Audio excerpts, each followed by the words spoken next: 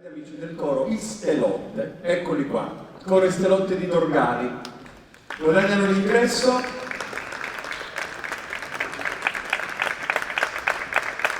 Propongono un brano sempre tradizionale, composto nel 1922 e scritto in dialetto ortonese, ha per titolo Vola Vola, su testo e musica di Guido Albanese e Luigi Don Marco, e l'arrangiamento invece del maestro Donato Di Iorio, che appunto dirigerà anche il coro Istelotte di Dorgali. Vola Vola.